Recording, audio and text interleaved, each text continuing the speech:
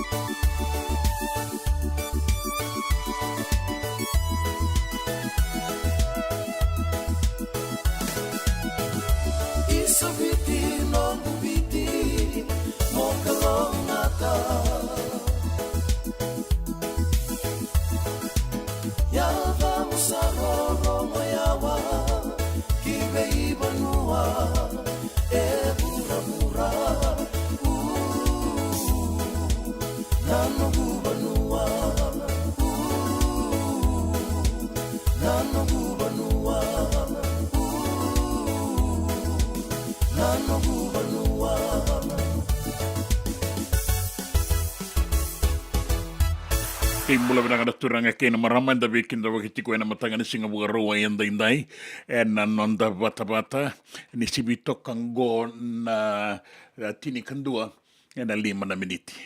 Da vikinda wakitiko ndona matakabu vinaka bibi rungu esuba ya da mga binabinaka da umakatiko na rakini toson rakini songo da dambeta tiko na muani malawa beira na kanda era borongo tiko ngo bina wale bunan Duavata tiko mai Santa Rosa mai California bina wale bunan Duavata tiko mai en matagani ko sengai en matagani ko eviti en sibitongo rina vai no na miniti mai Santa Rosa mai California. Pinakapagalibu ng Duavata tiko mai ni sama tiko mai patapayan rat ko ni bebalen ni Bula.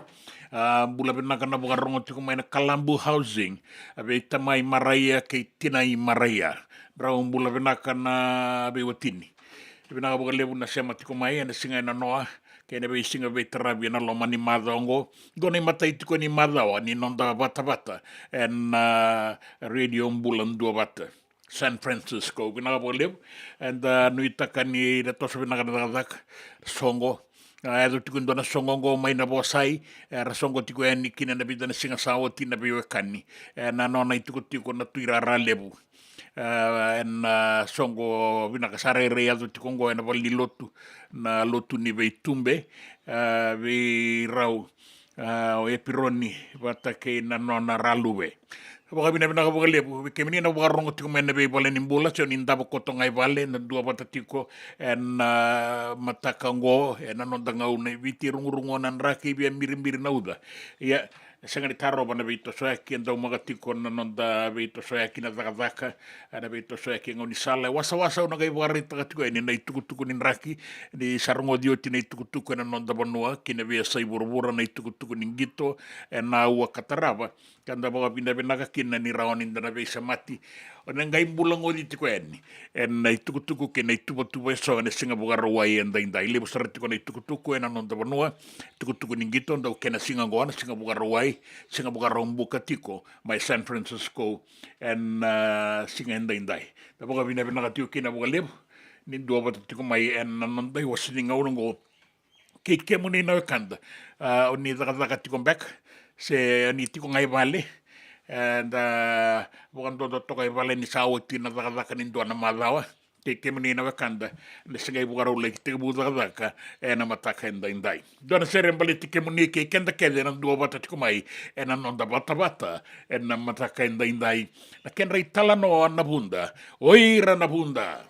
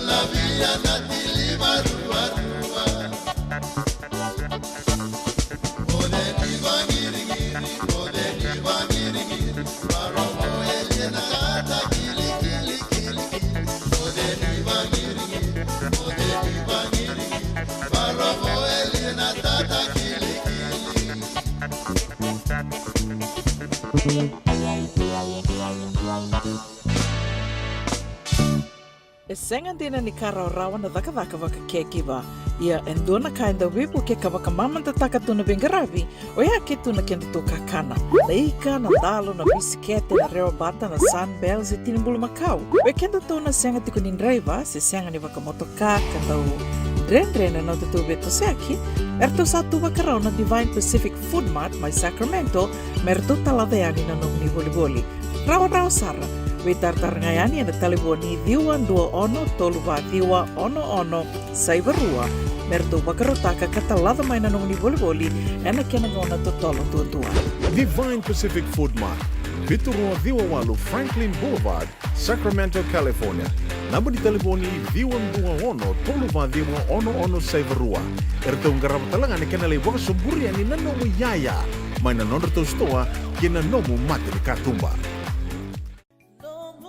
Nungu chisu nungu banua. Dorongo de na vima mani ono kina vitu ene kabuni bugululu we kemada we California. We mani rua ene kabi kina tolu ene singalewu ni lotilewu we kemada we viti. E warotaka na New Methodist Christian Fellowship USA. Rongo ene Radio Bula Duavata San Francisco me Kauti Keda Vata mai. JJ's Food Shack. E tiku kete kina na kakana boka biti me pakana kokonda. Lobo benga ni ngai kani doitu na bundi na dalo se tapioca. Na kakana boka malangi me pakana steak pakaya loka kena coleslaw. Wee! Na kari toa sa wadha badina na kani kana.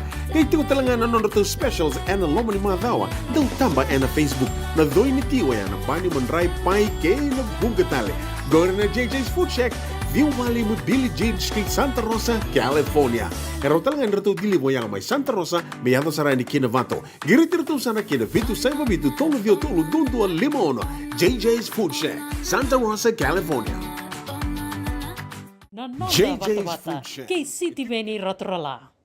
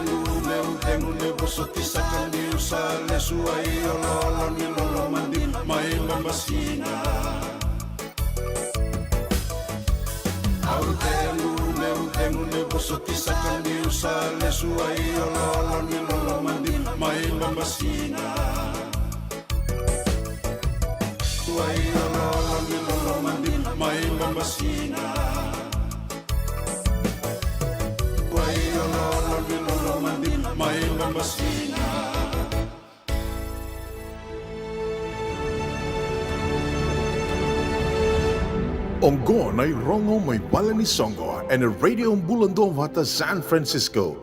May Kauti Keda Vata mai.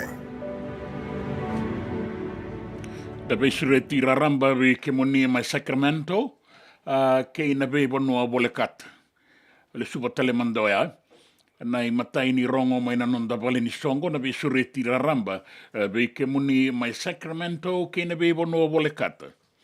Ni ala binakasar ningal leito ko ni rana luvenda na non rasasanga mera laki baita vitalenga en kachi rugby ke na non rasasanga mera komunilab me baleta na soto ni kachi rugby kana laki bagai doriti ko ma Utah mera na tiko talenga kina en muani madawa en bulongo.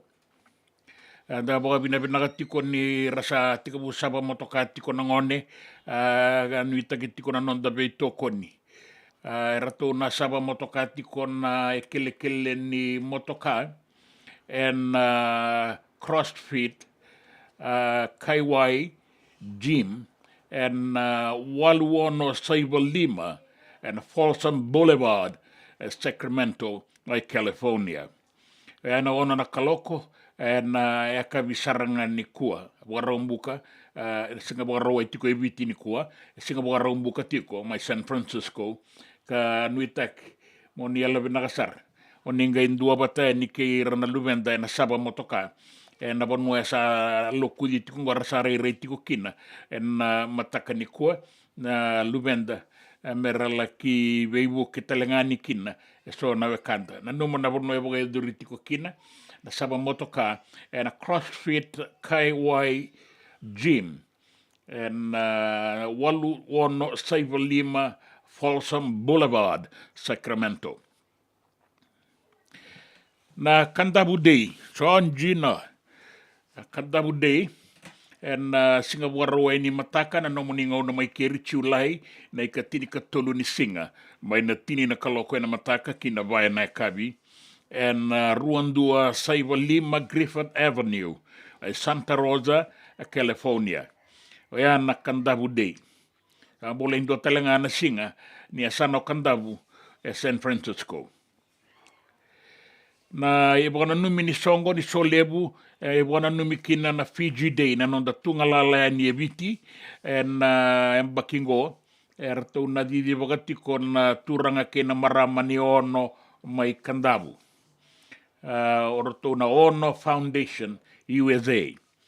En singa bukarong buka ya ni kua kena bukarawai en singa ni mataka eviti be kemdo na singa bukarawai katini kandua tini karua ni singa ni Bula Duavata Sonoma County en nomundo uraranga ni songo na Fairgrounds Sonoma County Fairgrounds Santa Rosa California ya ena Bula Duavata ningai nana magisarti ko nikina be bangala la tagi roti ko netti ni singa ande so masal so lebu tumbo kosomai sa boti ko na stalls na bata ni boli taki be kemoni na binakata moni la ki boli taki anikina da be tarati ko yani na email moni rawani bande takakina na Fiji Day Yabusa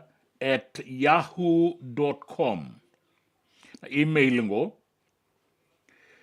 na Fiji Day Yabusa @yahoo.com nigay tukutuku yaniki na moni wande taka na no moni stall sa na napata ni nalaki boli takikina na ngauna ni songo ni right ko liu ni tubo talengaki na nawekanda agora na rongo may nabali ni songo en singale bendai Nai Rongo, may nabali songo nei Maolimat, and a radio Bula Duavata San Francisco, me Kauti Keda Vatamai. Nai Rongo, may nabali songo nei what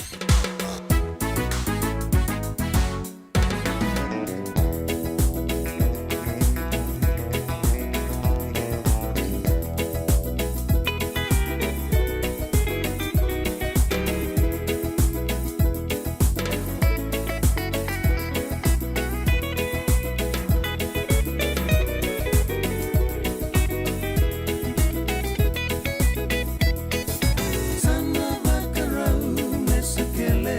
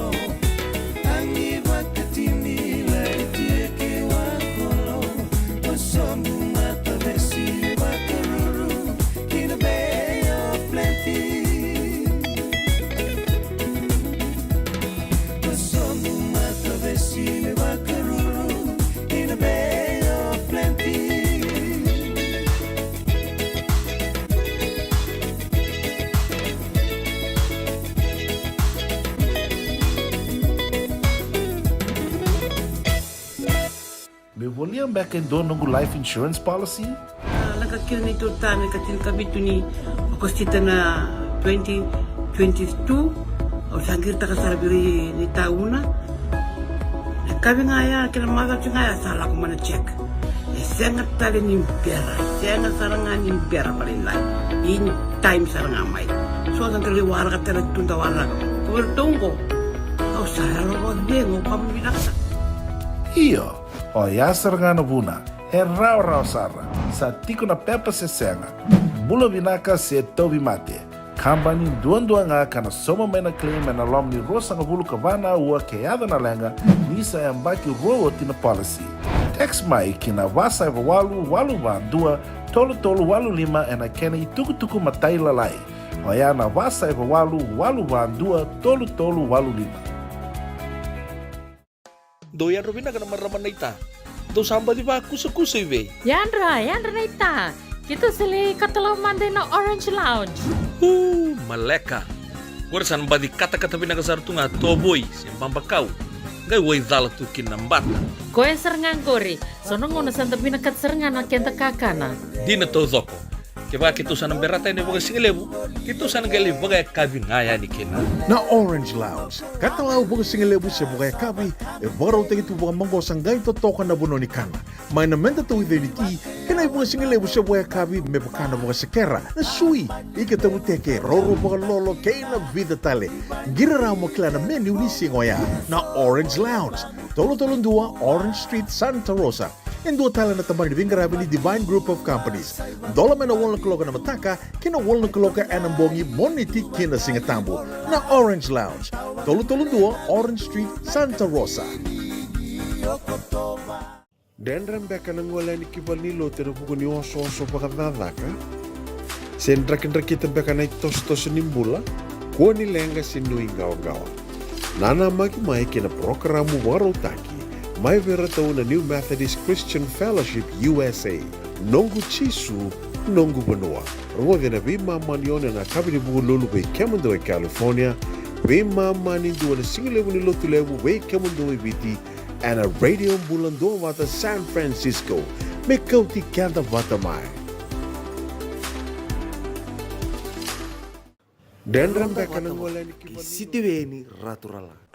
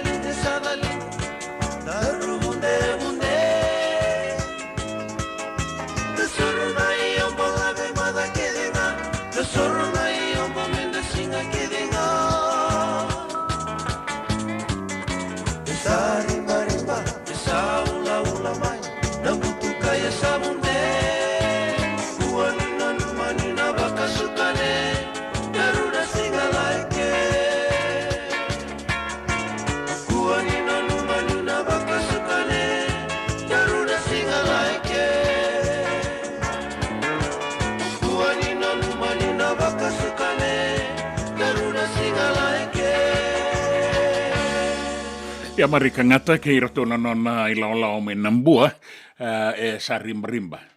Au sanga ni toro wa na tuko ni tuku ni raki sa bonga dota ki tuku ani e na ngai rongo di na tini karua na kaloko e na singale wenda indai lima na kaloko e na nema mingau na ke California Santa Rosa ki ke muni na Bula Duavata tiko mai e na singale wenda indai na rai kabitiko i ke mami singa lebu tiko mai viti na ngaunango ni sa o titoka na be mama ni tini kandua wo e ruasanga bulu kapitu na miniti me da tambeta ni na ngauna ni rongo tuku waga yan tiko ni wo ndo na marama na wole wo ke muni na sa tuku tiko mai bula benaka turanga ni we ndo bata tiko mai na bono ni borongo tiko mai kina Santa Rosa California ta borongo tiko ngani ke ndo tale na maramo tina itukai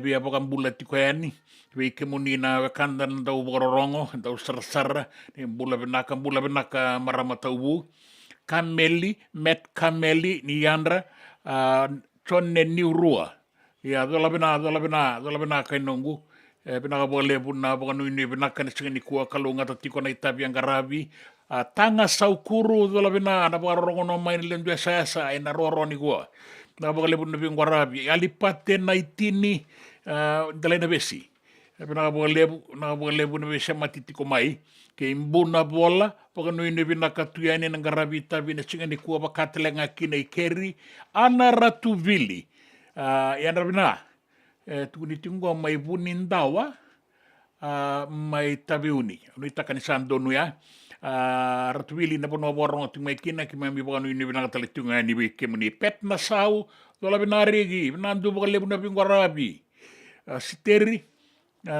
siteri marama sematiko ya ningo American Samoa bina bokale ilaitia lela sela iyo ni mula bina ke muni mula bina ka laitia de sarata ka isota bina bokale mai Sydney mai Australia sematiko mai kino penisoni san rata to dola bina era to warorongo tiko mai Serne kaina ki mo rato na turanga na maramani tevi mai Serne era to bulan binaka bina wole tuku turongo binaka na muani madango tevi tabera basanga ni andra ke tanga saukuru na rato keretiko mai ndua na sere na mo ya rato ngai i bota italetu ngakina o rato i tumatara mai bagambuli bina bole buna sematiko mai na singele benda indai na nonda bata kanu itakini da maro takatiko na sota na singabuga ruai da indai na nonda ngauna ibiti memba undua talengani kina na sere da sabotai bagararamba ke de saratiko na be buga maro takina ibuga tangi ke na sere ani na nonda porno ibiti iwasini ngaunango ni nonda bata sere kataraba sere makawatoka rato langata indua nei lao na bonga ke viti re bo na serene manu korobula arto langata iliu na Southern Brothers ni otinga nei la lesu mai malea na tin kadi wali masanga bulu bagada isa na no kubula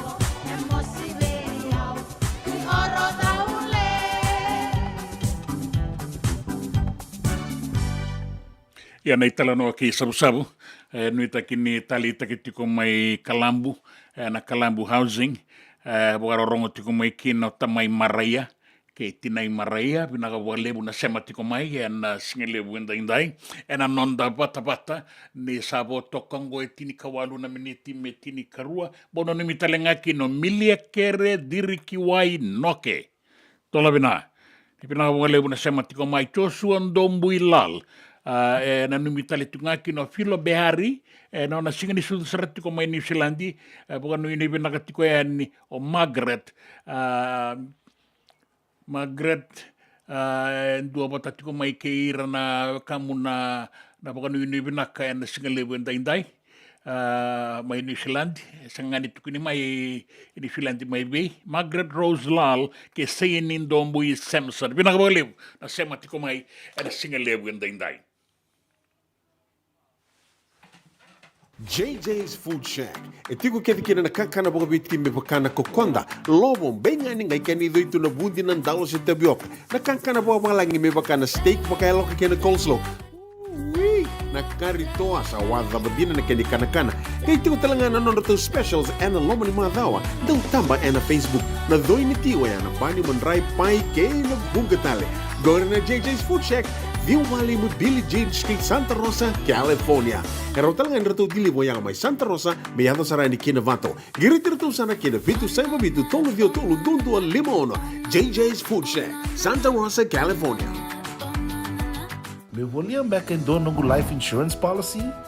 Nakakil nito tami katil kabitu ni okostita na 2022 o sangir ta kasarabiri ni tauna Kami ngaya kena mata ngaya salah ko mana check. Sangat tali nimpera, sangat sarangan nimpera paling lain. In time sarangan mai. So ang kaliwara ka tala tunda wala. Kubertungko. Kau saya lo bengo kami binasa. Iyo, o yasar nga na buna, rau sara, sa tiko na pepa sesenga, bula vinaka se tobi mate, kambani duan nga kana soma mena claim na lom ni rosa nga bulu kavana ua keada na lenga, nisa yambaki roa tina policy. Text mai kina wasa eva walu dua, tolu walu lima ena kena ituku matai lalai. O ya na wasa eva walu dua, tolu walu lima. Doyan Robina ka naman raman na ita. Daw samba di ba kusa iwe? Yandra ita. Kita sili katalaw mande na Orange Lounge. Maleka. Warasan ba di kata-kata pinagasar tu nga toboy siyang pambakaw. Ngay way dala tu kinambata. Koe serengan kori, sonong ngona santa pinakat serengan na kenta kakana. Di na to zoko. Kaya kita sana berata ini bagai singelebu, kita sana gali bagai kabi ngaya di kena. Na Orange Lounge, katalau bagai singelebu siya bagai kabi, baro tagi tu bagai manggo sanggay to toka na buno ni kana. May namenta to identity, kanay bagai singelebu siya bagai kabi, may pakana bagai sekera, na sui, ikatabu teke, roro bagai lolo, kaya na vida tale.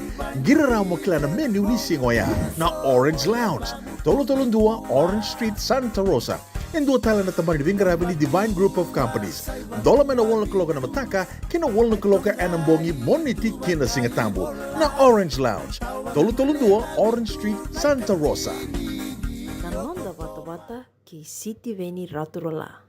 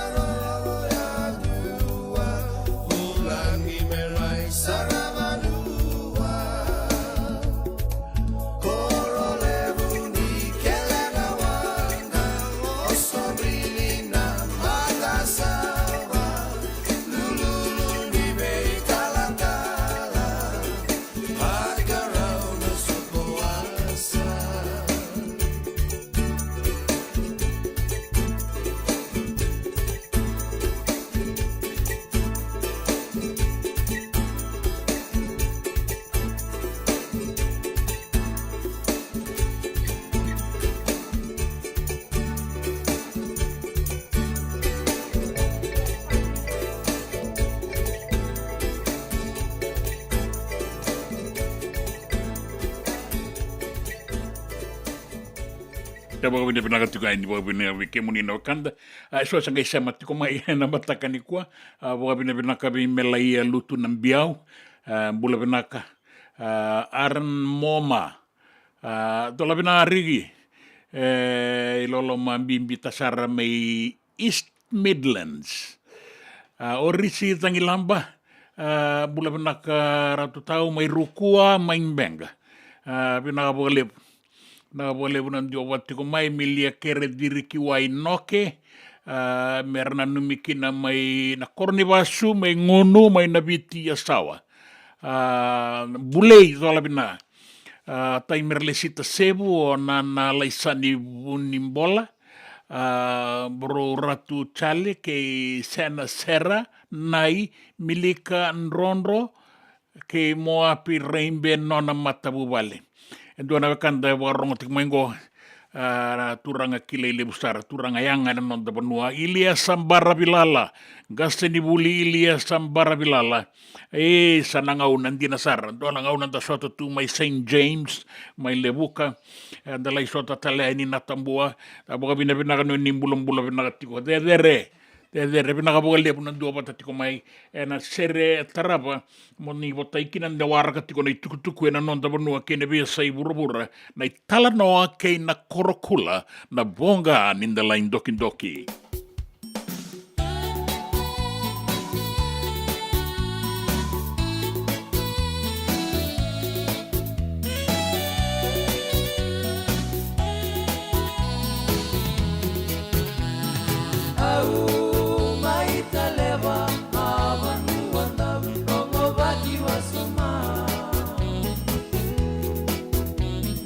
Kina ora kiraki, and I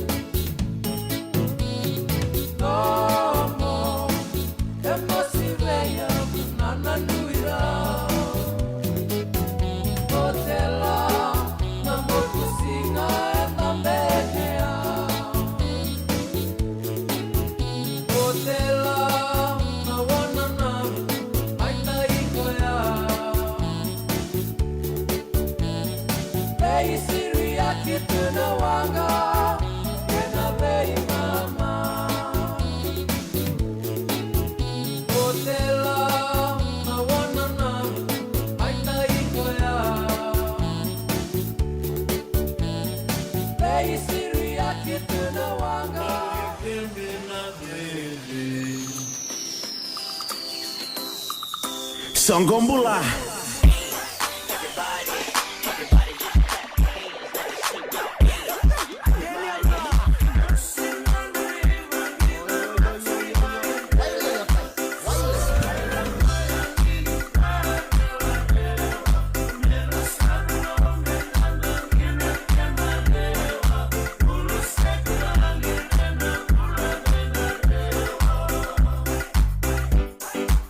Sude mama.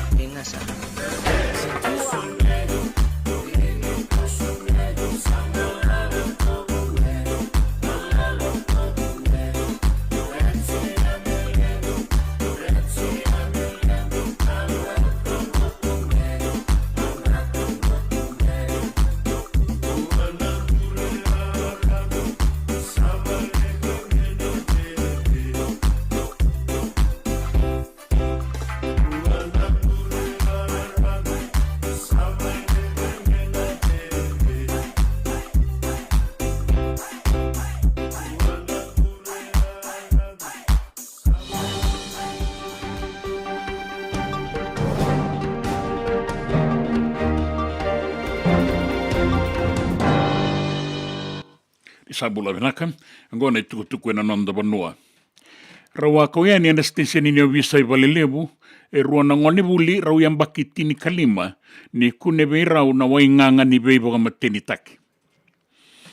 E rau sa kauiani me rau laki boga tarongi, en station ni visa mai valelevu, ka na ibuke ni commissioner, li vaindriu, ne rasa boga tataro tiko na visa rau sa bangangai tiko na lewe rua na ngone vulingo, e kune vei rau na methamphetamine, se ice.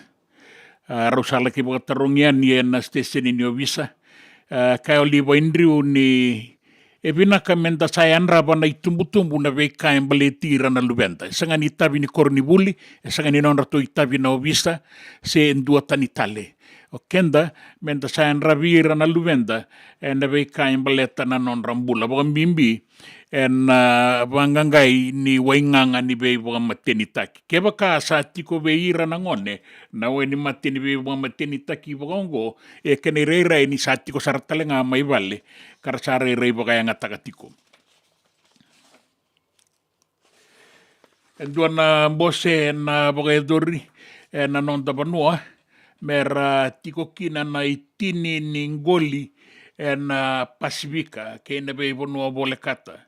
Endua tiko na isongo-songongo, na Western Central Pacific Fisheries Commission. Ne karua sanga bulu kandua ni non rambose, mena mai boga edori e biti. La beti la ke mai na baka sa mango,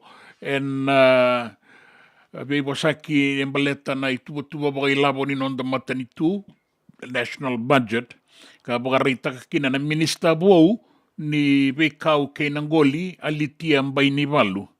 Ni ranatiko na nonda banua elewe 5 sanga bulu na mata. Na bura-bura pagambimbi na Pasifika. Meron na may sota isuba. Bibagay dorikina na vei talanoa ke na vei wasaki embaleta na tuna na nonda banua ke na Pasifika. E sabotai e vitu nan rau wasanga bulu kabana undolu, dio nan rau tini kawalu nan dola, membaleta na dakadaka ningoli na nonda banua. Ngome tokonira na yan rabatiko na nonda ingoli-ngoli. Me kakua ng goli baka be Italia na nonda banua. Sa tiko na kena isongo-songo, kilani bibu ke taletiko ngaki na namatay walu iwai na yan rabi nonda wasa-wasa na kena maroroi na nonda sasalu menta bagay ang ataka nga biti ni ratiko nga na nonda wasa-wasa. Iya sana yan rabi tiko na tikinango ka bagarita kan maramana minista o alitia mbay ni walu ni sapangang gato takitiko na dagadakan ni yan ren rabaki na nonda be imbarabi. Na ituku-tuku tale so na besa ibura-bura bagarita kitiko maikina ni sa daung Makassar na beka embasika bose ni North Atlantic Treaty Organizations damdina ni embasika kina iso na sakasaka kali utakatiko na presidente ni matanitu Amerike. Da sabi mo sa gitakatiko sa kilairaramba tiko ibura-bura na lenga sa taratiko na presidente may Amerike sa re yang baki 8 tiko na turang ang e via tutale na binding-dingi na bulan November. Kina imbale-mbale keba kaya manirawata na indambe-dambe mengwale taleani kina White House may Washington DC nagaimbiuta tiko may wangandua ni oti taleba na baki sana baki 8 kawono kina. Ninda tiko nga may mereke bagareita ki may nindua nan rau 5 na milioni na lewe ni vanua mereke sa taraira tiko na kata-kata. Na kata-kata be tumbuya ki tikongo na be vanua eso na deba kay na ra ni vanua mereke sa solitiko ni kina na iboro bira na lewe ni vanua ni sa tiko sa redake na kata-kata. Karandono magatiko may kaya na ngaunango karani boga tumbulenga na waka tumbu kama, kana lebu na waka walaka e rao ni adho kina. A soli tiko e ni na i waka ro, e na tambana ni nraki mai San Francisco, me mbaleta na katakata, sa taraira tiko ngo e vunga na leo ni vanua mai kia. Ka sa lebu kina na maboa, ka nuita kini rao ni ramaro roi kina na leo ni vanua ki ira na lalai, mai na katakata sa taratiko na vanua raramba, e na deva kei na ra, kei merke. Mai California, e kaina kini adova saratiko na duanan rauka tini na degrees na Fahrenheit. Ngoa sa via tautou vata, ke na isau-sau, ka se toka e na tini kadi o rua sanga vulu kaba, e na isau-sau nduan e dhake, ni wakatangin ngende ni katakata mai merke. E tiko e ndua ni adova na tini kadi o rua sanga vulu kaba, dua tale na matangali katakata wakaongo, e ambikana vanua e na ambakirua na undolu tini katolu. I ongo, sangai mbadiado taletiko e na kenra maliwa. E na Concord Airport mai California, e adova saratiko na nduanan raukavitu na degrees. E asa via tiko sarai na nduana i wakatangende dhake. Mai Santa Rosa Airport, mai California, nduanan raukaon na degree. Ya na kene yala dhake. Rasanga rauni tiko kina, na waka lesi waka matani tu, kei ranandau vengaravi. Kina i tuku ningito, ratou sa waka rauti kongona nonta tau rovou, na timi leo e abitu, na sota ni vuravura na Olympic Games, me ratula ki tango makakina, na metali koula, e rua sa anreta o ti maioviti, e nange sota ngo.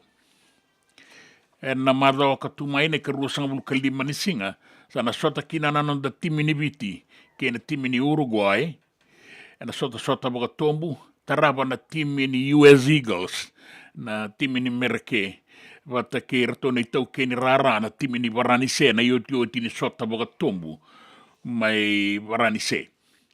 O tira sananga i ngolevea na i tuva, e baleta na quarter finala, na semifinala, ke na finala kana numi ni tiko kina o viti. Sanga walenga ni adova na finala, e na nreta talemai en duana koula. Rasana mbiuta tiko yani e na muani madhaongo na da dorovo da ungito lewe tini kalima, e na Fiji Water Flying Fijians, merto sa ngole yani ki San Diego, mai merke ertole ki waraka kina, na timi ni New Zealandi, e na madhao katumai. E rambula binaka na dorovo, ka nanumi ni nandua na sota binaka, e ratona voga reita ki kenda voga binaka mai San Diego, e na sota kena timi nganga ni New Zealandi na All Blacks. Ninda tiko mai New Zealandi, e na kavini kua e rau na sota kena mai na Eden Park mai Aucklandi, na timi ni Ingilandi ke na All Blacks. E ne karua ni non rau walata ki vanua. E sanga ni besau na timi ni New Zealandi ngai voga bonga, e na itutu ni halfback namba diwa, e ne abuku ni tauhimate, ne koea ka angito e na madha o saoti ni halfback ni Wellington Hurricanes, o TJ Perinara. Sana sosomita ki koea na non rato halfback na timi ni Auckland Blues, Finlay Christie, mena sosomita ki koea na itutu ni halfback. Kwendo ngai ana visau e ado e na timi ni New Zealandi. Sana ngai madhala manda. Se na rawa ni lavendina na rara e na singa ni kua mai New Zealandi sa senga. Wakarai takatiko yani.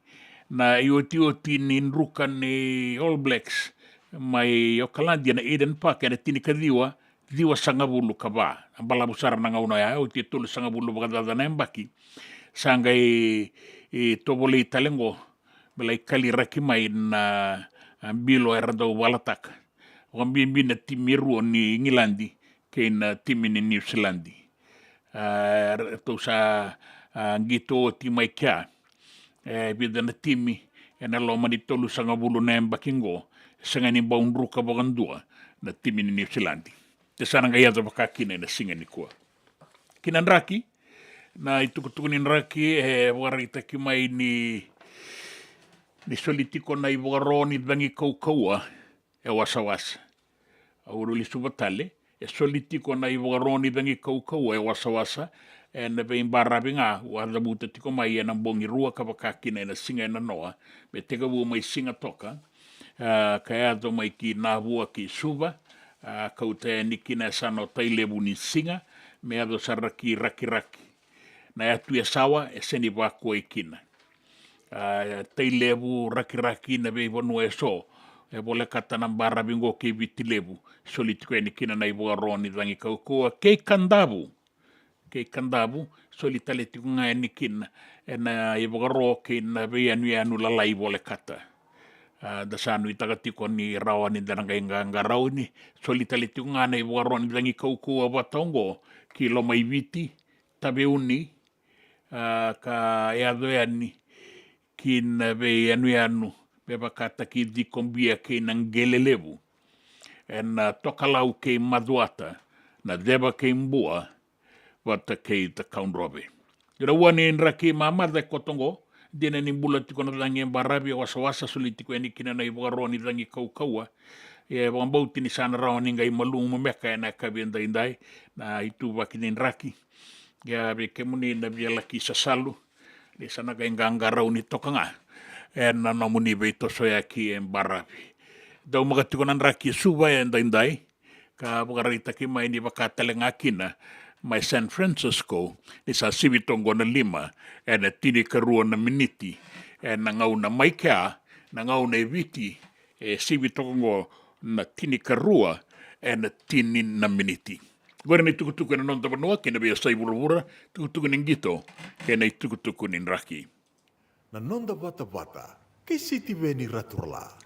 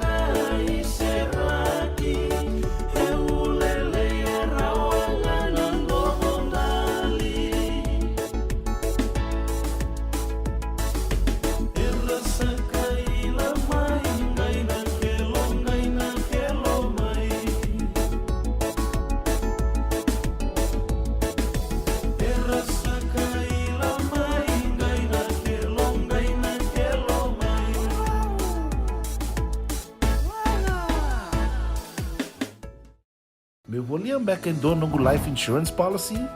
Laka kira ni tutane katil kabitu ni okostita na 2022 o sangir taka sarabiri ni tauna. Kabi ngaya kira mother ngaya salah ko mana check. Sengat tali ni biara, sengat sarangan ni biara paling lain. In time sarang mai. So ang kaliwara ka tala tunda wala. Kuwertongko. O saya lo dengo pambinasa. Iyo. O yasar nga na buna, e rau sara, sa tiko na pepa se senga, bula vinaka se tobi mate, kambani duan nga kana soma may na claim na lom ni rosa nga bulu kabana ua keada na lenga, nisa e ambaki roa tina policy. Text mai kina wasa eva walu dua, tolu walu lima e na kena i tuku matai lalai, o ya na wasa eva walu dua, tolu walu lima. Doyan Robina ka naman raman na ita. Do samba di ba kusa iwe? Yandra na ita. Kita sili katalaw mande na Orange Lounge. Maleka. Warasan ba di kata-kata pinagasartunga toboy siyang pambakaw. Gay way dala tukin ng bata. Koe serengan kori. Sonong una santa pinakat serengan na kenta kakana. Di na to zoko. Kaya kita sana berata ini baga singalebu. Kita sana gali baga kabi ngaya ni kena. Na Orange Lounge, katalaw baga singalebu sa baga kabi, e baraw tayo ito baga manggosang gay totokan na buno ni kana. May namenda to identity, kanay baga singalebu sa baga kabi, may baka na baga sakera, na sui, ikatabuteke, roro baga lolo, kay na vida tale. Giraraw mo kila na menu ni singoya, na Orange Lounge, Tolo-Tolong 2, Orange Street, Santa Rosa. And dua tala na tamang ni Vingarabi ni Divine Group of Companies. Dola may na walang kaloka na mataka, kina walang kaloka anambongi moniti kina singatambo na Orange Lounge. Tolo-Tolong 2, Orange Street, Santa Rosa. Nungu chisu nungu banua. Dorongode na vimaman yono kina vitu ene kawani bugululu we kemadawa California. We mamani ruane kavi kina tolu ene singalewu ni lotilebu we kemadawa viti. E warotaka na New Methodist Christian Fellowship, USA. Rongode na Radio Bula Duavata, San Francisco, me Kauti, Keda, Vata mai. Nanonda Vata ki City Veni Raturola.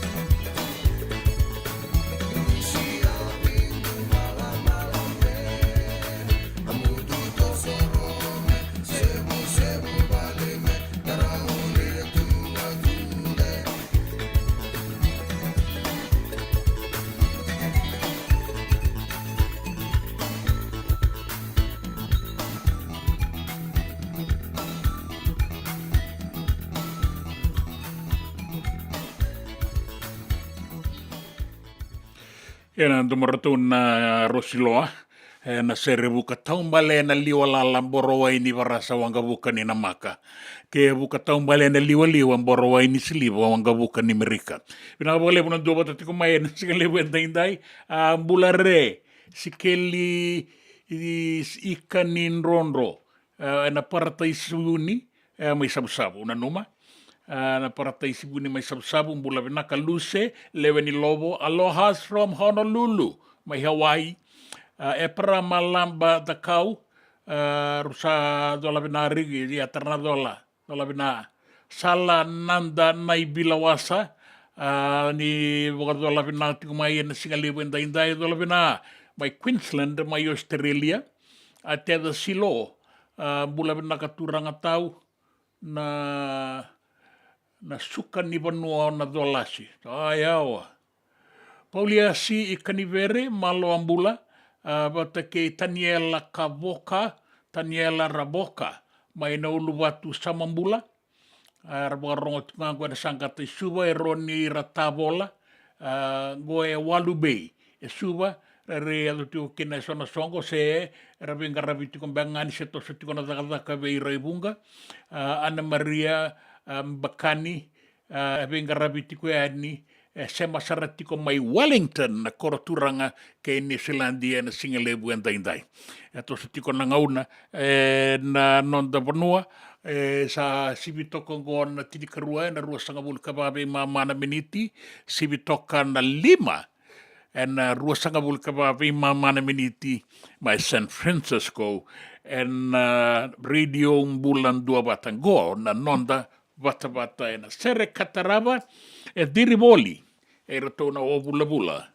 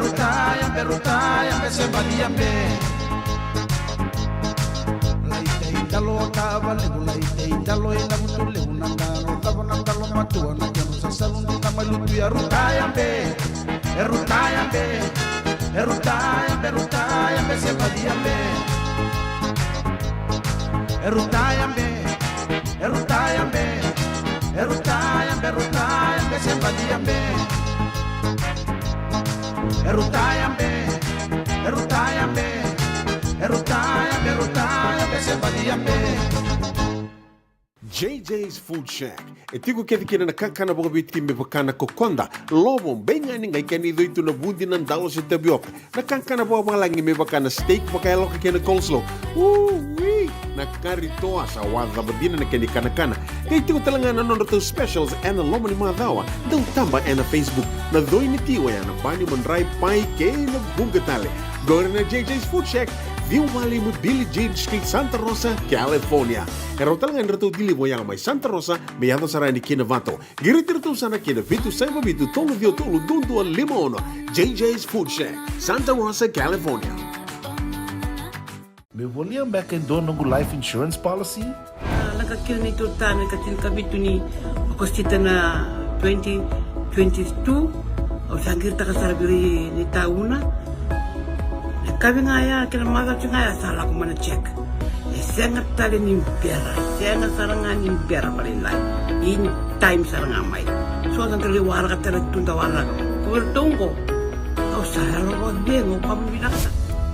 Iyo, o yasar nga na buna, raw sara, sa tiko na pepa se senga. Bula binaka se tobi mate. Kambani duan nga kana soma may na claim na lom ni rosa nga bulu kabana ua kayada na lenga nisa ang baki rowo tina policy. Text mai kina wasa walu ba dua tolu walu lima na kena ituku matai lalai. Oya na wasa walu ba dua tolu walu lima. Doyan Rubina ka naman raman na ita. Do samba di ba kusa iwe? Yandra na ita. Kita sili katalaw mande na Orange Lounge. Maleka. Warasan ba di kata-kata pinakasar tu nga toboy, simpang bakaw. Gay way dala tu kinambat. Koe serangan gori, sono ngono santa pinakat serangan na kenta kakana. Di na to zoko. Kaya kita sana berata ni baga singalebu, kita sana gali baga kabin ngaya ni kina. Na Orange Lounge, katalaw baga singalebu sa baga kabi, e baraw tayo ito baga manggo sanggay to toka na buno ni kana. May namenda to with the Kena ibu singile bu sebuah kavi me bakana bu sekera. Na sui ike tamu teke roro bu lolo keina vida tale. Gira ramo klana menu ni singoya na Orange Lounge. Tolo dua Orange Street, Santa Rosa. En dua tala na tambari di bingarabi ni Divine Group of Companies. Dola mena wala kaloka na mataka, kina wala kaloka anambongi moniti kina singatambu na Orange Lounge. Tolo dua Orange Street, Santa Rosa. Na nonda Vata kei City Veni Rotorala.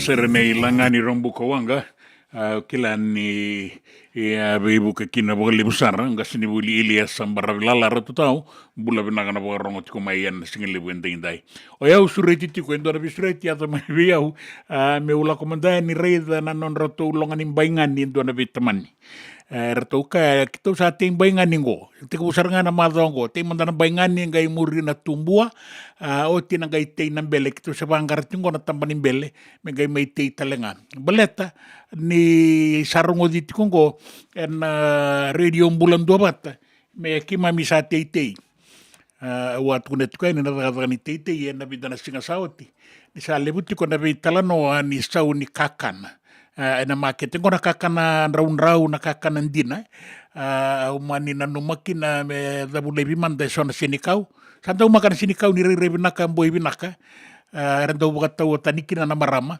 ya biumata bukata tiki-tiki ya misangai manda na ngale Ratu sati baingani ti kong kau nangai tobole na muani madongo mule iru virtu mandena bono ratu sati baingani ti kokin na be tamaningo. Bula binaka Chese Tui Tumbo, my Elk Grove, California. Kalau ngata tiko na rongo, dona bekanta tikongo ratu pedeli na nobo. Na turanga na tui tabuki. Na pono ba turanga na dolase. Ya sati ko sarama i merke. Tau bula benak na ba lebu na bina numiti ko mena singa lebu ni kwa. Milia kere diriki wai noke. Mati ba rongo sarano i kumbukawa road di Kalambo i Vata. So andu na ba ni bina. Na pingo rabi na singa ni kwa.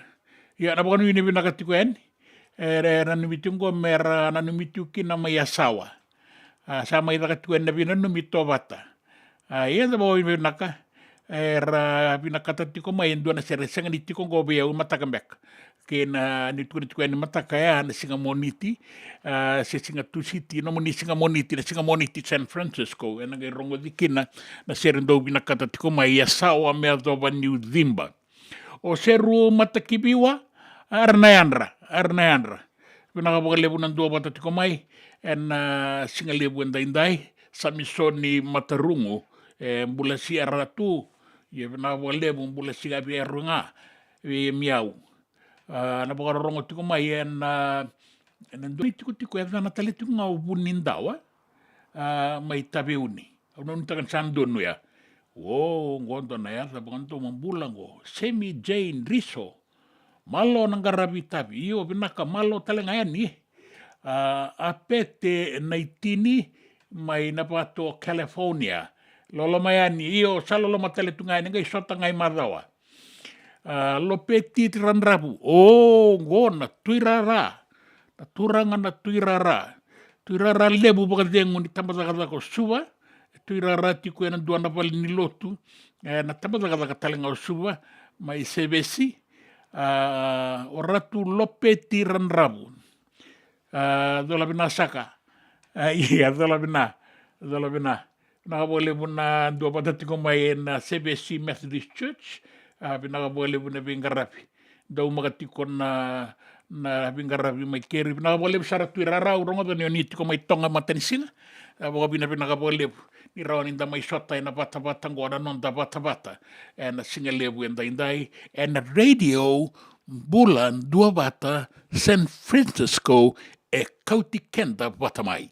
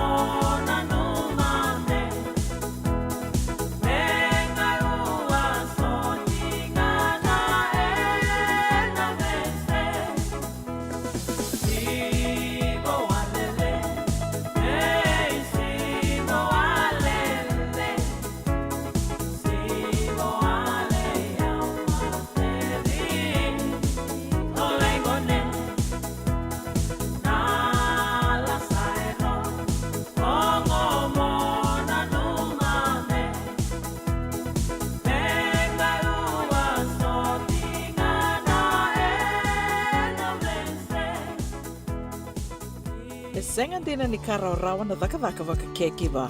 Ia endona kainda wipu ke kawaka mamanta taka tuna bengaravi, o ia ke tuna kenda toka kana.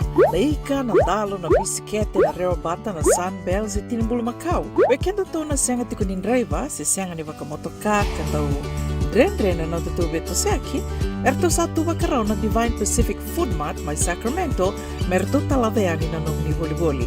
Rao sara, we tartarngayani na taliboni diwa dua ono toluwa diwa ono saibarua, merto wakarotaka katalada mai na nong ni voli, ena kenagona totolo tua. Divine Pacific Food Mart, Viturua Diwawalu Franklin Boulevard, Sacramento, California. Namba di telefoni Diwan Dua Ono, Toluva Diwa Ono Saivarua. Erto ngarapatalanga ni kanale waka sumburi ani nanomu yaya. Mai na nonderto stoa, kina nomu mate ni katumba. Dendram beka nangola ni kibalilo tena buku ni oso pakadadaka. Sen drakin-drakita beka na tos nimbula, kuwa ni lenga sinu ingawa-gawa. Nana mai kina programa warotaki, mai veratau na New Methodist Christian Fellowship USA. Nongu chisu, nongu banua. Rongo na bima manione na kabini buku lulu bei kemando e California, bima mani dua na singilewu ni lotu lewu bei kemando e viti, and a radio Bula Duavata San Francisco, me Kauti Keda Vata mai. JJ's Food Shack. E tiku kena na kakana boka biti me pakana kokonda. Lobo benga ni ngai kani doitu na bundi nan dalo se tabioka. Na kakana boka malangi me pakana steak pakai loka kena coleslaw. Wee! Na kari toa sa wadha badina na kani kana. Kaya tiku talangana nono specials and a loma ni madawa. Dau tamba na Facebook. Na doi ni tiwa ya na bani mandrai pai kaya na bungatale. Gore na JJ's Food Shack. Viu Valley mo Billy Jean Street, Santa Rosa, California. Karo talagang rito dili mo yang may Santa Rosa, may yato sarani kina Vato. Girit-rito sana kina Vitu Saiba Vitu Tolo Dio Tolo Dundua Limono. JJ's Food Shack, Santa Rosa, California. Nanonda Vata kay City Veni Raturala.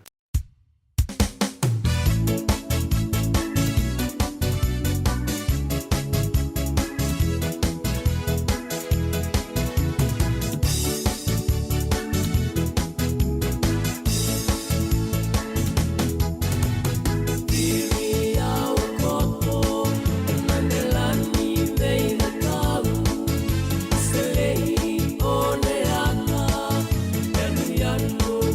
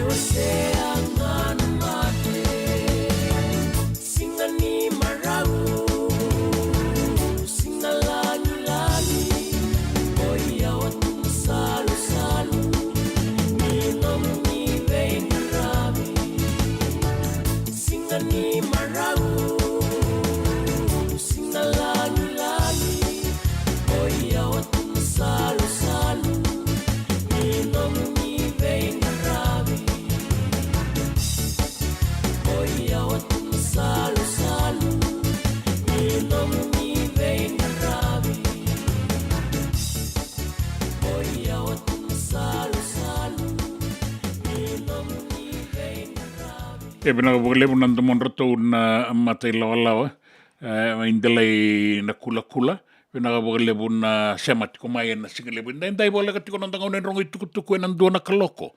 En singalepu ni kua pakarawai, en nonda ngaunan ni Vata, guana nonda Vata, pinakapuakalepu stara na tuirara lepu mai Sevesi Methodist Church, pinakapuakalepu stara. Na lopeti ranrabu. Sapo kanu ini vinakatiko yani na bubale ni bula vinaka na tuirara. Kaya narandini tuirara bula vinaka na bubale. Do tiko yani ngo rebe uto. Sapo kanu ini vinakatiko yani na itabi ngarabi na singa ni kua. Kaya rana kandar sambali sama mengo bili mai na singan rungu. Pinakapakalebu na ngarabi na yalondina pinakatalenga pakalebu na numitiko mai. Taniela tabua. Bula binaka pinakapakalepu na pakarorongo tiko mai na singalepu indai mai mbaravi nanronga korolepu mbaravi nanronga Roni Kangi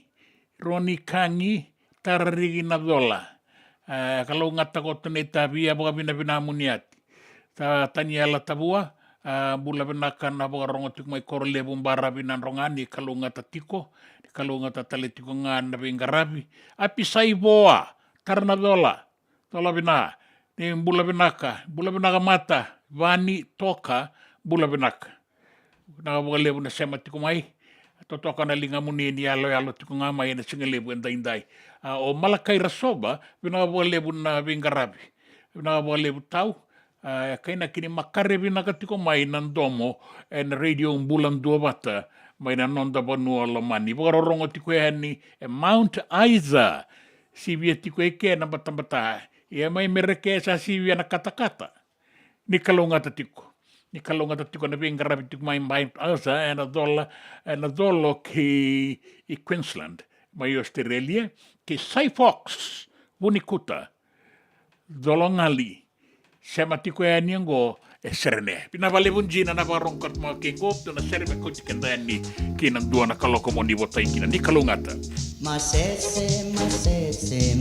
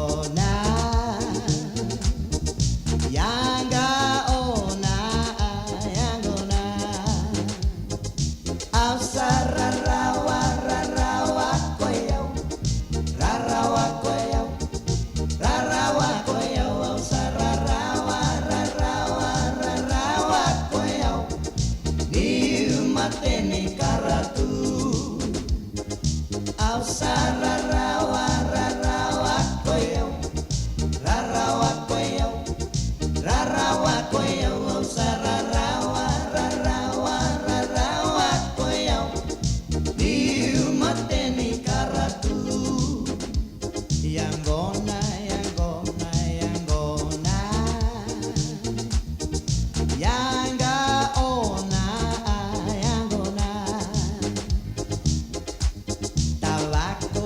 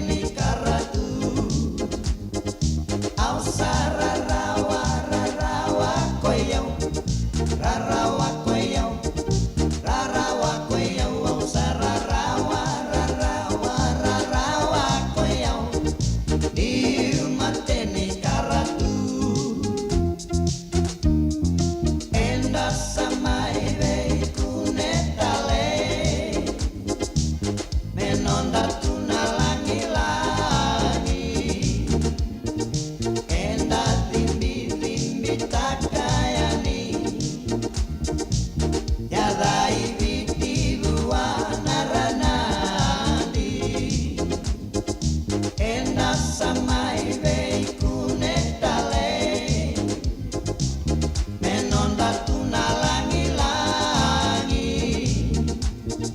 endal dimbi takayani, kada ibiti buana ranadi.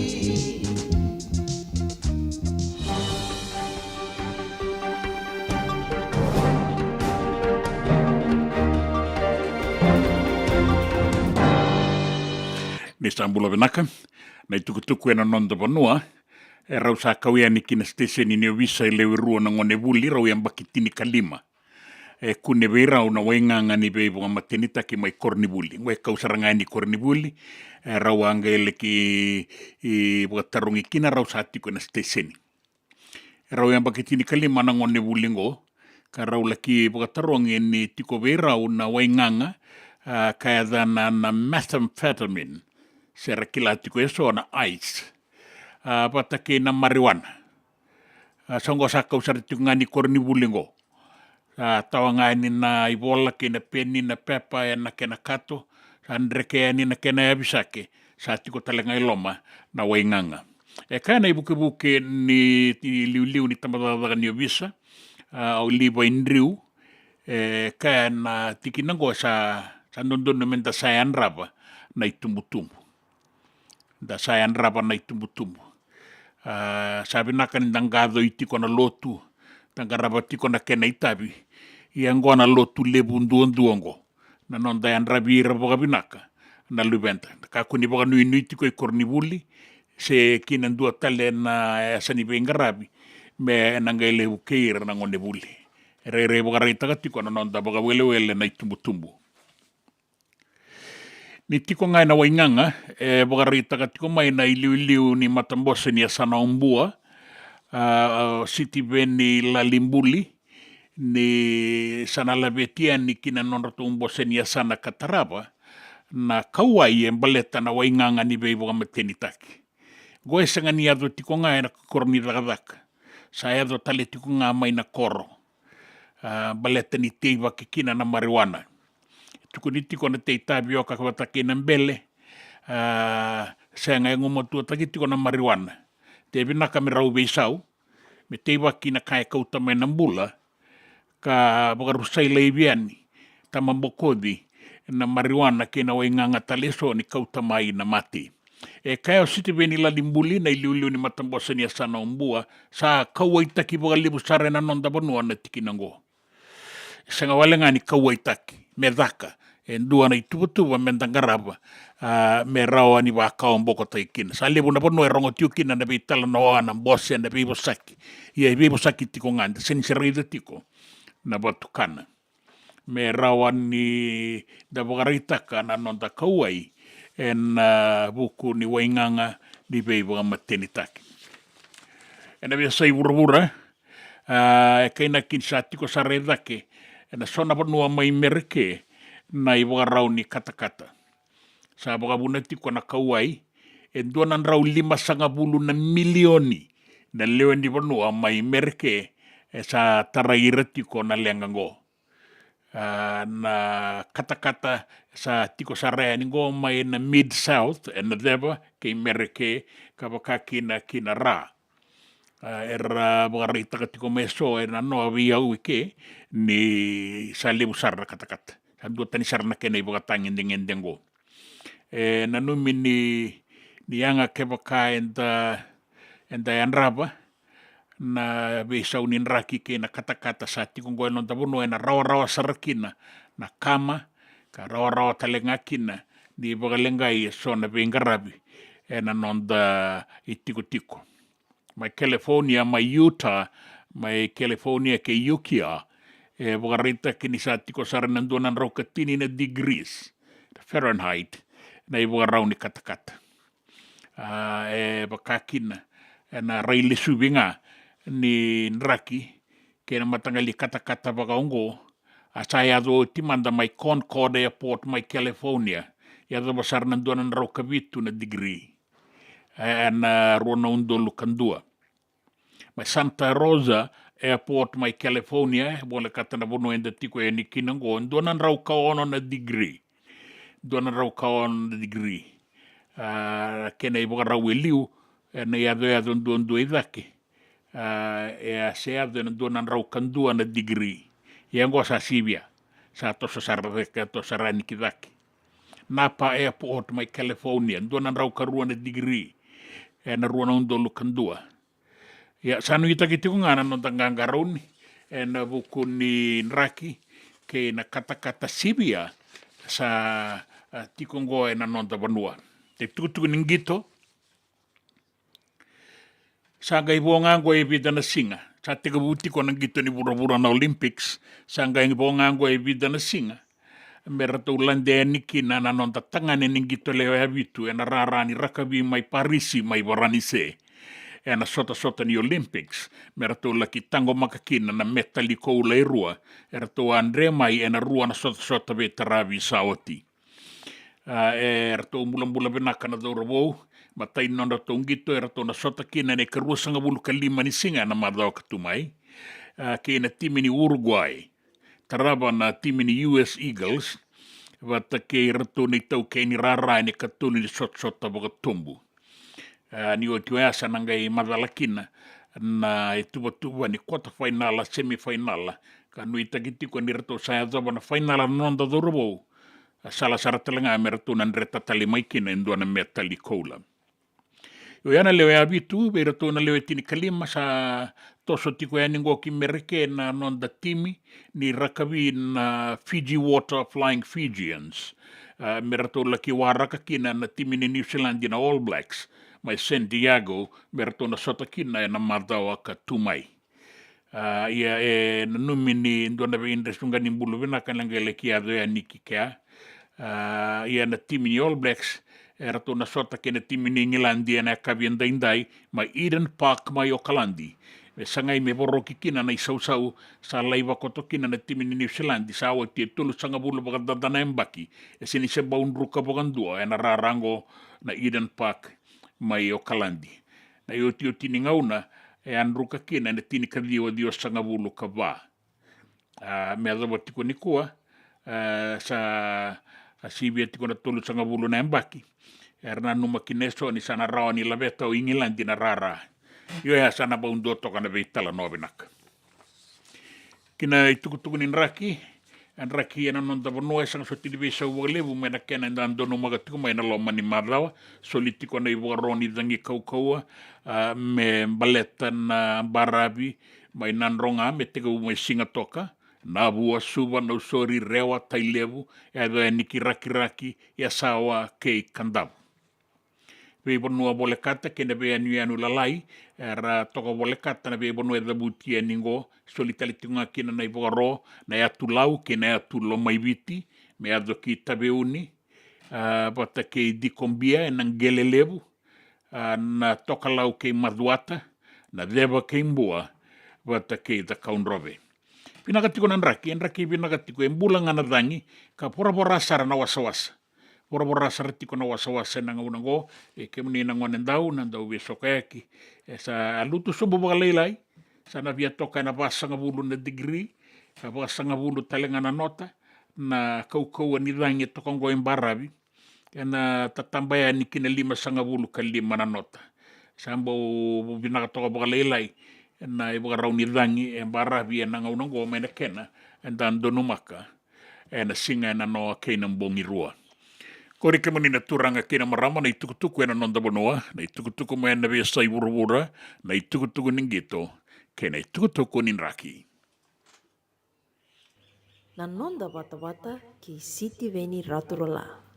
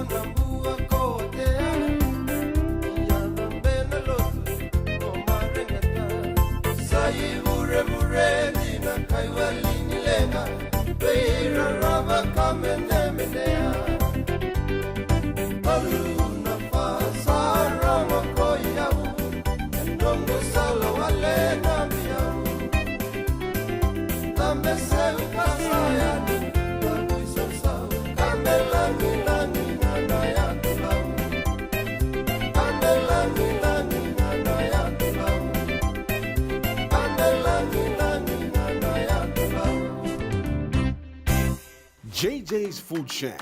E tiku kevi kina na kakana boka biti me bakana kokonda. Lobo benga ni ngai kani doitu na bundi na ndalo se tabioka. Na kakana boka malangi me bakana steak baka eloka kena coleslaw. Wee! Na kari toa sa wadha badina na kani kana. Kay tiku talangana non to specials and lomo ni madawa. Dau tamba na Facebook. Na doi ni tiwa ya na bani mandrai pai kay na bungatale. Gore na JJ's Food Shack. Viu Valley mo Billy Jane Street, Santa Rosa, California.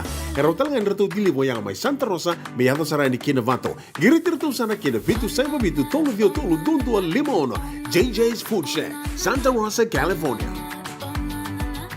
Me volia back in dono ng life insurance policy? Nakakil na ito tayo katil kabito ni akostita na 2022 o sagir ta kasarabiri ni tauna. Kami ngaya kila maga ngaya salah ko mana check. Isengat tali ni pera, isengat sarangan ni pera balilay. In time sarangan mai. So ang kaliwara ka tala tunda wala. Kuwertongko. Au saralo wa bengo pamilasa. Iyo, o yasar nga na buna, e rau sara, sa tiko na pepa se senga, Bula Vinaka se tobi mate, kambani duan nga kana soma mena claim na lom ni rosa nga bulu kavana ua keada na lenga, nisa e mbaki roa tina policy. Text mai kina wasa eva walu dua, tolu walu lima e na kena i tuku matai lalai. O ya na wasa eva walu dua, tolu walu lima. E senga dina ni kara rawa na daka waka kekiwa. Ia endona kainda wipu ke kawaka mamanta taka tuna bengaravi, o ia ke tuna kenda to kakana. Leika na dalo na bisikete na reo bata na sunbells e tinimbulu makau. We kenda to na senga tiku nindraiva, se senga ni waka motoka kandau dren na tutu beto seaki, erto satu wakarao na Divine Pacific Food Mart mai Sacramento, merto talaveani na nung ni boli. Rawa sara. We tartarngayani na taliboni diwan 21 saibarua merto wakarotaka katalada may nanong ni boli na kinangona totolo tutua. Divine Pacific Food Mart, Biturua Diwawalu Franklin Boulevard, Sacramento, California. Namba di taliboni diwan 21 saibarua. Erto ngarapatalangan ni kanalay waka sumburian ni nanong yaya. May nanonrato stoa kinanomu mati ni katumba. Nanonda Vata, kay City Veni Raturla.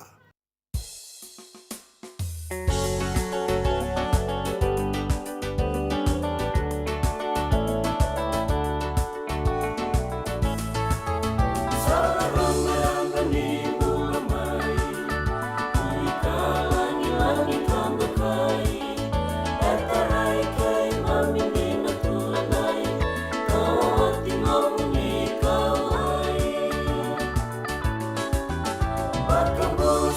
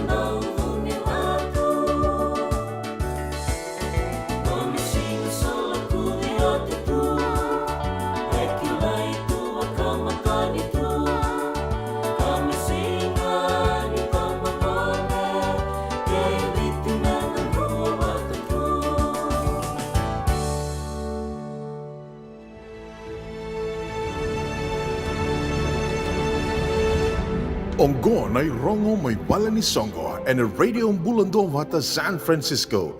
Me Kauti Keda Vata mai.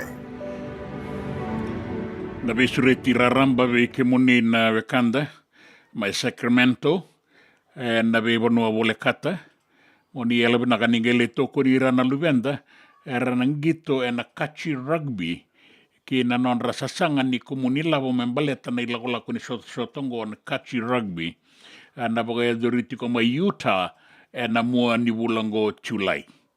Sa lagora tingo na kena kumuni labora lai saba motokati ko nangone ertu na saba motokati ko nei kele ni motoka na CrossFit Railway Gym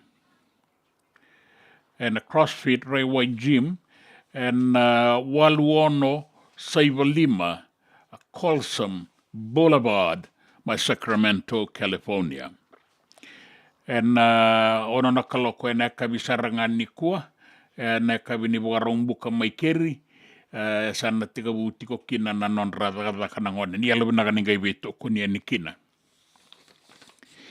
ya kesaya wana lako na koro wike mundio na Wakanda ndo salit bito ko ni mandangan ni en singa bukarawa ingo ni mataka ina nomuningaw na may keri na Kandabu Day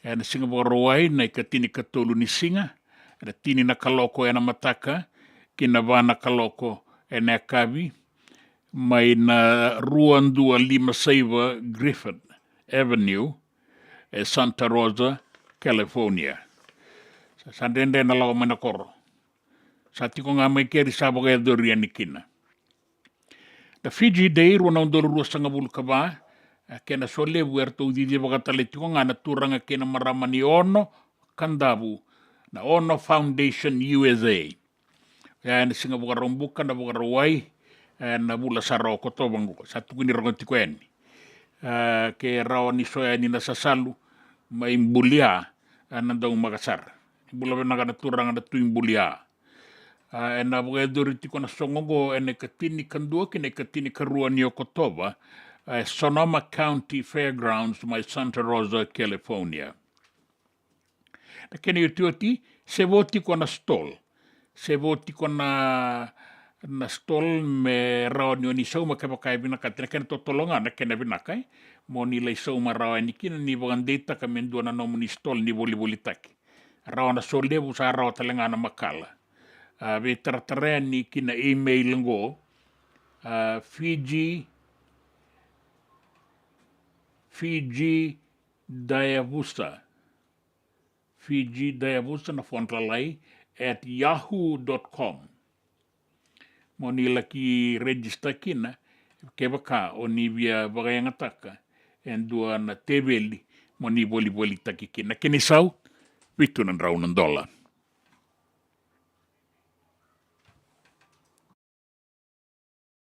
Na nonda Vata, kay City Veni Raturla.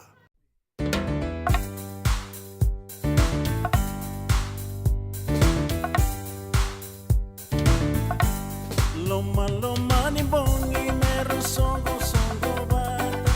Uiran ng onne raba asolo aana.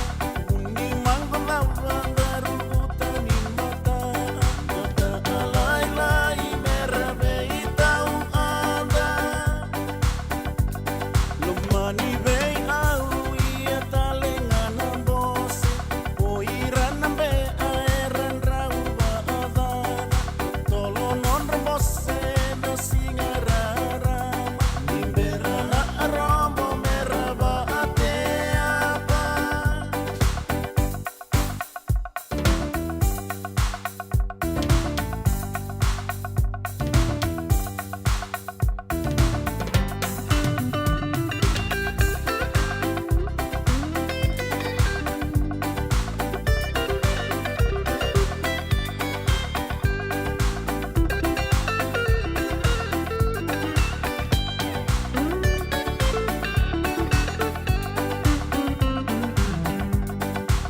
Inabuni mango meresombe aila. Iana ana mango nawa aibu andina. Tangi atoa merasamba di ilia. Dua orang benu mendangai la itomia. Nindre utua mango nawa aila sendina. Iana mose merandau la ibilina.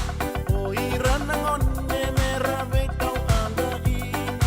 Vera ede sara orambe asa ania. Vera ede sara orambe asa ania.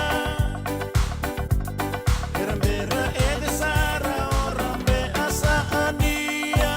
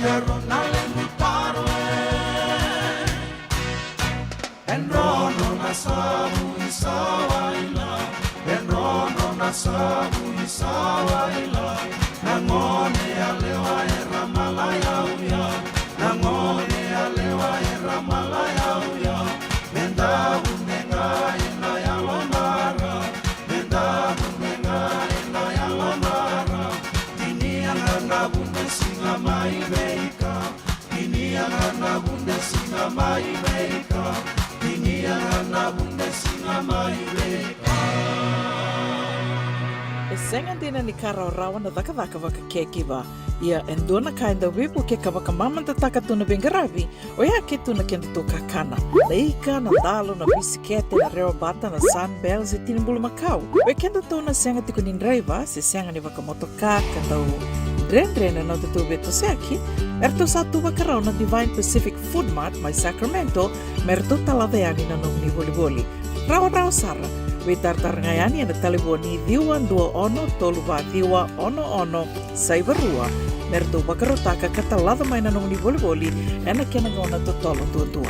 Divine Pacific Food Mart, Viturua Diwawalu Franklin Boulevard, Sacramento, California. Namba di telefoni Viwan 21 Toluva Diwa ono Saivarua. Erto ngarap talangan ni kanalay waka sumburi ani nanomu yaya. May nanondo to stoa kina nomu mati ni katumba. Nungu chisu nungu banua. Dorongode na vima maniono kina vitu ene kawani bugululu we kemudawe California. Vima mani ruane kavi kina tolu ene singalewu ni lotilewu we kemudawe viti. E warotaka na New Methodist Christian Fellowship, USA. Rongode na Radio Bula Duavata, San Francisco, me Kauti Keda, Vata mai. JJ's Food Shack. E tiku kena na kakana boka biti me pakana kokonda. Lobo benga ni ngai kani itu na bundi nan dalos e tabioka. Na kakana boka malangi me pakana steak pakai loka kena coleslaw. Na karitoa sa wadha badina na kani kana. Kaya tiku talanga na nono specials and lomo ni mga dawa. Daw tamba na Facebook. Na doi ni tiwa ya na bani mandrai pai kaya na bungatale. Gore na JJ's Food Shack. View Valley mo Billy Jean Street, Santa Rosa, California. Karo talagang rito dili mo yang may Santa Rosa, may yato sarani kina Vato. Girit-rito sana kina Vitu Saiba Vitu Tolo Vio Tolo Dundua Limono. JJ's Food Shack, Santa Rosa, California. Nanonda Vata, kei City Veni Rotorala.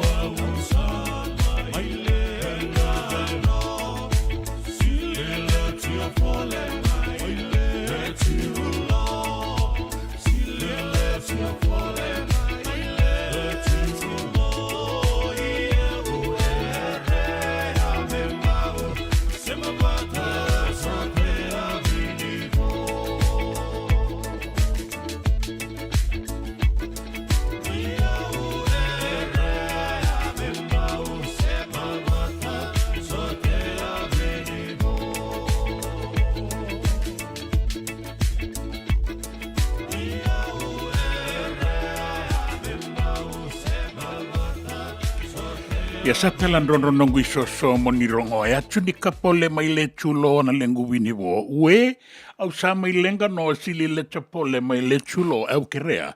Menga isema Vata na sote na wini wo. Dola vina, vilia merangaungau e wakarongo saratiko mai malebani mai Pakenham and na singalebu ndenda. Hivi nakawalebu wili, nakawalebu na sema tiko mai. E kaya tiko mo kaya makarevi nakatiko na rorongo malebani. Vina nakawalebu, wakakina mai Mount Isa. En ra ke Queensland era wakarorongo tiko mai kina na wakanda na singalebu ndendai. Te vita koroi na mua. Pinakawalebu Jack Tupa Jr. Simone Wato ke toke. Atu na istala lauwaki. Pinakawalebu na nomni sema tiko mai. Vata ke rato o Sai Fox. Mai vuni kuta. Pinakawalebu na nomundo Duavata tiko mai. Pinakawalebu. Bula vinaka raumbula vinaka singalebu endai da zambe tiko yani na linga ni kaloko na nonda ngau na viti bo ro sanga bulu karua merua bo tini kalima na miniti merua na bogalele kani tuku na nonda bo no sakeni yo tindan leida waraga tiko yani na rua na kaloko na singalebu endai da veto saki se botiko na ngauna da seroni to so bogalela ina teitei ngabi bogalela ile sotale mai dola ngali sema tu ya ningo serene bina bogalebu ibo no ni sema tiko mai kina kan Duavata tiko en nonda wasin ninga unango na nonda Vata en radio Bula Duavata San Francisco en singalebu endai bula bina kasanga itungo Ben Rasta Sai Fox Bunikuta sa dingo misakatiko na itukutuku ni buta nindabui na boleh na sema tiko mai and na rongo tiko ngai vida na serni i rongo maru tiko na ibuka tangi rongo tiko na kortura ngai soba yan dau maka tiko na tangi weke muni na dau bisoko ya ke wasa na ngonen dau e solitiko ya ni na ibuka roni tangi kau etakali sabi na kamenda sa tiko mandangai vale de sabo sota toka na nonda kusima bula bina kana turanga na tuin bulia mai kandaru erto na ilaolongo erto aborongo tiko mai na noa erto bali sama tale tiko mai na singalebu endai bendo na seremoni ba maruta kina tapa beka no gudala taro lebu erto na sauma beka no bisa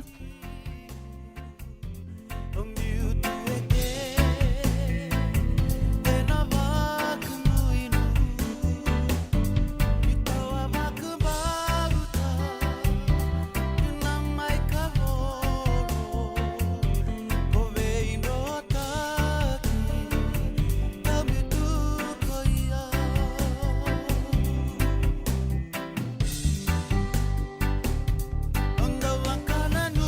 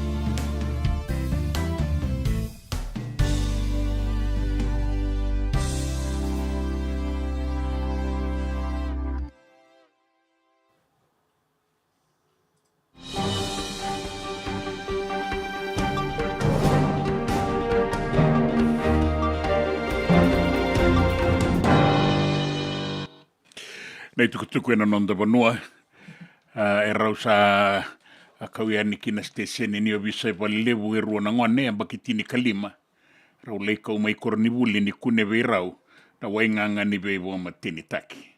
Goe kune veirau mai kornivuli. Rau ambaki tini kalima na ngone, sangani tukuni mai e rau ngone tangane se ngone lewa, kaina kingan rau sala i watarongi, na steseni ni o visa, ni kune veirau na methamphetamine, sena ice, wata kei na marijuana. Sa wakarai takamai na ibuke ni liu ni tamataka ni o visa, o liwa indriu, ni na tikinango e rasa en ravatiko na o visa, rasa ngomatua saratiko e nangaunango, en ken tovolei me pa kaon bokotaki na wainganga ni veiwa mateni taki. Tatau na katalenga ondriu ni takatango non da itavi na itumbutumbu. Sanga ni itavi ni tamatava ni ovisa, sanga ni itavi ni kornivuli, sanga ni itavi talenga ni lotu. Non da itavi na itumbutumbu menda en ravira na luvenda, na veisinga, na non rakibuli se na itavi da vanga e rangarava. Na buku tiko ngani wainganga, kena sa kauwaitaki wakalevu. Na wainganga ina non da vanua, ni sa dhuru se seta. Sa e adongo ina kornivuli, ina non da vei koro, na vei vanua ni takataka, na vei vale ni vola, na vei tolo ni ngau ni sala, na vei sangata. Sa wakaritaka kina na iliuliu ni matambose ni asana umbua, o siti veni la limbuli, ni sana labeti dake mai, na mbose ni asana katarava, na wainganga ni vei vunga mateni taki. Na kena kaua i takitiko na wakadada ni wainganga, wakambimbi tiko vei rana i tambangani. Ratou sa nanuma na leo ni mbose ni asana umbua, me ratou sa vevo sa kitakamanda wakavinaka katuwa i endua na ituva, me rao ni ado sa rea ni kina nonda vei koro. Na nonda vei tikina. Na vei vonua inda tiko kina, en loma ni koro si tiko vangalala. Kasa tiko kina na kauai ni matambose ni asana, membaletir na isau di asana umbua.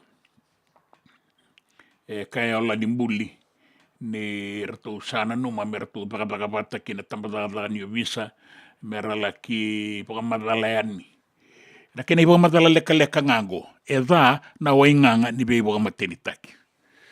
Ke sa rautanga na kena i wakamadala, sa rao ni dadaka kina, na itumbutumbu. Ya kaku ni mbasuki na lawa, baleta ni maroro i kenda.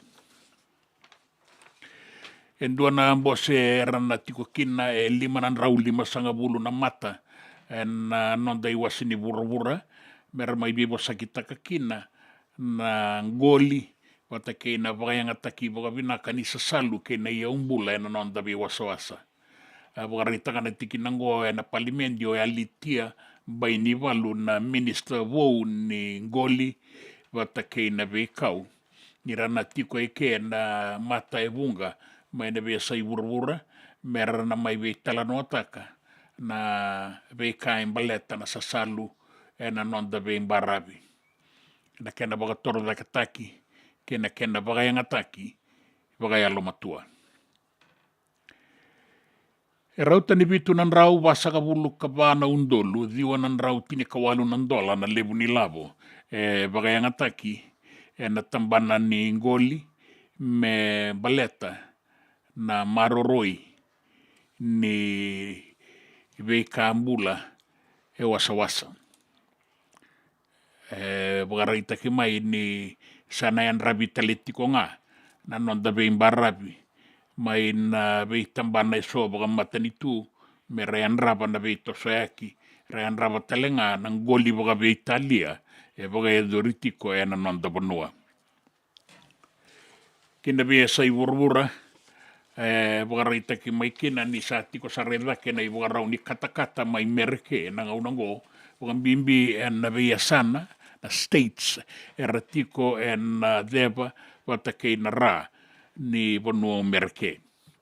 E wakaritaki mai ni sa tiko sa redake, na i waka rau ni katakata e rau tani donan rau 5 na milioni na leo ni wanoa mai merke e sa tara ira tiko na katakata kei na lenga e kauta wata mai. E waka reita ke ni sa alai tiko sarango e na sona wanoa e na donan rau katini na digiri na i waka rau ni katakata. Oia e na be wanoa e so mai California na be sana e so ka rawole kata. E ni sa tumu da ke saratiko na i warau ni katakata e na be wanoa e Amerika e na ngau nango. Kinangito, e rato sa wakarau lande ki rara e ne karua sanga ulu kalima ni singa na nonda daurawo e na sot leo e abitu ni Olympic Games ka poka e doritiko na ngau nango mai barani se.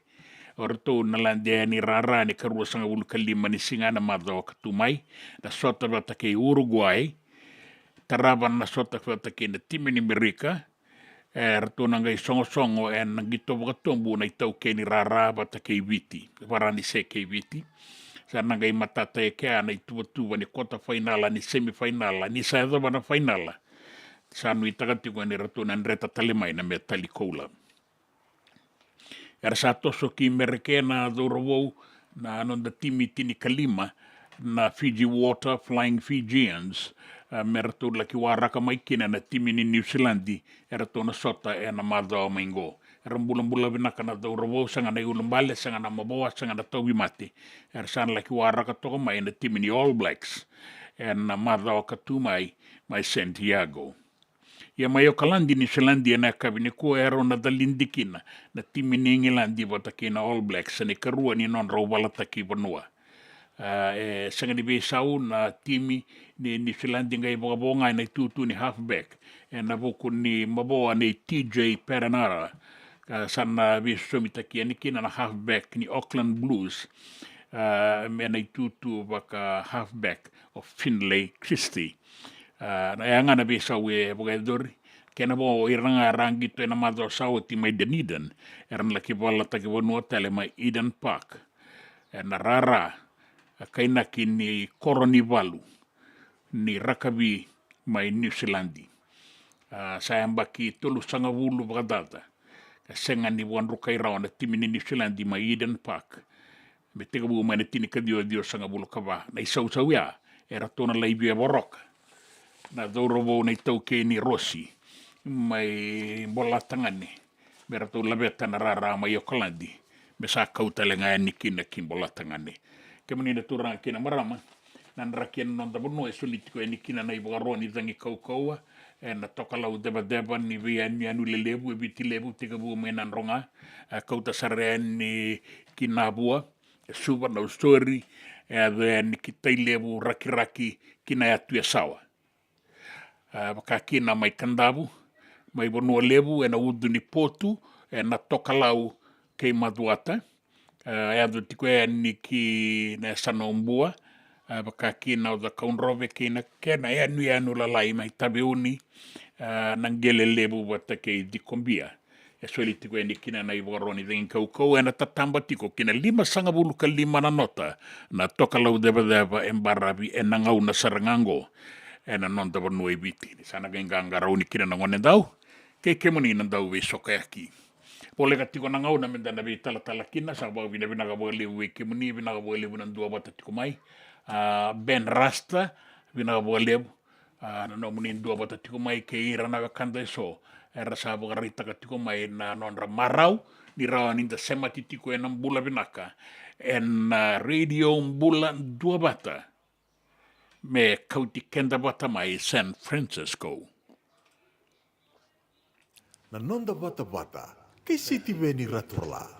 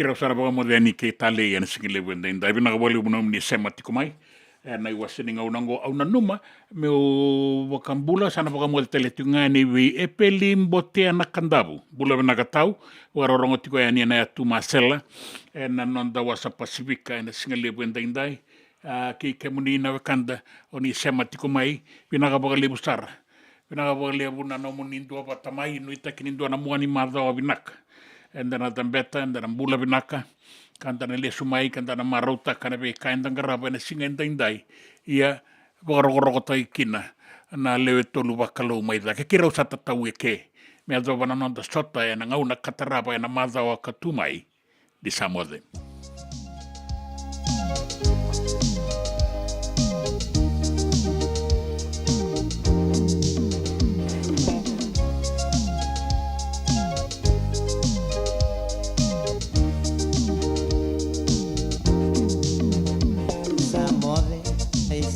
Samode que muy da buna no muy ngole ngole tau bakabuna non rando de sobe re randau bakote samode me sisi samode namba lui sisi ruin rabia reuda buakan reu ni buani kabika nindau kala tuna singa sisi ngori que muy da mundina samode le sisi samode samode le sisi samode que muy da buna no muy ole ole tau bakabuna non rando de sobe y re randau bakote samode le sisi samode.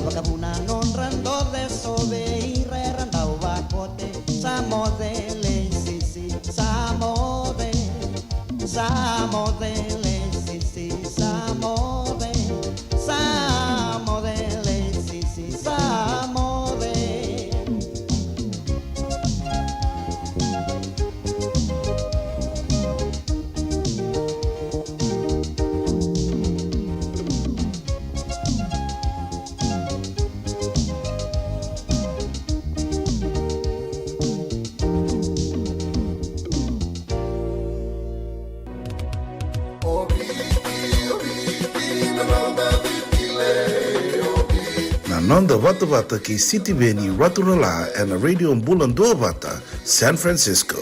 Me kochi kianda Vata